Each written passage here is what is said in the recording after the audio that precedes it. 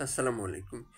এই বঙ্গ তথা বর্তমান বাংলাদেশের জনগোষ্ঠীর মধ্যে আবহমান কাল ধরে সাম্প্রদায়িক সম্প্রীতি সুদৃঢ় অবস্থায় রয়েছে।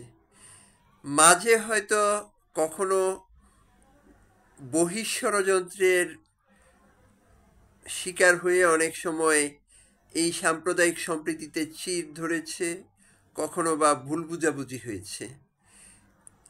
সেটি কিন্তু এই ভূমির বা এই অঞ্চলের মানুষের সৃষ্ট ছিল না, সেটি ছিল বহির্দেশের ষড়যন্ত্র তথা এই বঙ্গ বা বাংলাদেশের বা এই বঙ্গের মানুষের মধ্যে দ্বিধা বিভক্তি সৃষ্টির অপপ্রয়াস তারা চালিয়েছিল এবং সেই অপপ্রয়াসের প্রেক্ষাপটেই মানুষের মধ্যে ধর্মীয় যে অনুভূতি সেই অনুভূতিকে অপব্যাখ্যা করে মাঝে মাঝে হিন্দু মুসলিমের মধ্যে দ্বিধা বিভক্তি তৈরি করেছে এবং মূলত বহির্দেশের বহির্বিশ্বের বা এই ভূমির বাহিরের লোকজনই সেই ষড়যন্ত্রের সুফল ভোগ করেছে।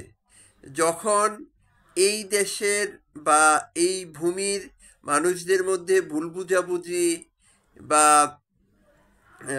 দ্বিধাদ্বন্দ্ব যখন তৈরি হবে, পরস্পরের মধ্যে সম্পর্কের চির ধরবে, তখন কিন্তু অন্যরা এর ফায়দা লুটবে এবং এর প্রেক্ষাপটেই মূলত এই দেশ এবং এই জনগণের মধ্যে পিছিয়ে পড়ার যে প্রবণতা, এই বহিঃশত্রুর বা বহিঃশক্তির ষড়যন্ত্রের ফলে সেই পিছিয়ে পড়ার প্রবণতাটা ক্রমশ বৃদ্ধি পায়।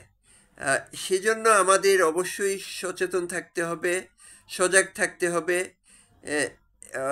বিভিন্ন রাজনৈতিক কারণে, রাজনৈতিক বলতে বহির্বিশ্বের রাজনৈতিক কূটচালের জন্য যেন এই দেশের সাম্প্রদায়িক সম্প্রীতি বিনষ্ট না হয়, দীর্ঘকাল ব্যাপী চলে আসা সম্প্রীতি যেন অটুট থাকে, সেই লক্ষ্যে এই দেশবাসী তথা এই জনগোষ্ঠীর একতাবদ্ধ হওয়া উচিত। কোনো ক্রমেই দ্বিধা বিভক্তি কাম্য নয়। দ্বিধা বিভক্তি মানুষকে দুর্বল করে, জাতিকে দুর্বল করে, দেশকে দুর্বল করে। সেজন্য সকল প্রকার দ্বিধা বিভক্তির বিলোপ সাধন করে সকলে সাম্প্রদায়িক সম্প্রীতিতে ঐক্যবদ্ধ হয়ে এই দেশকে এগিয়ে নিয়ে যাওয়া আমাদের একান্ত কাম্য হোক, সেটাই প্রত্যাশা। আসসালামু আলাইকুম।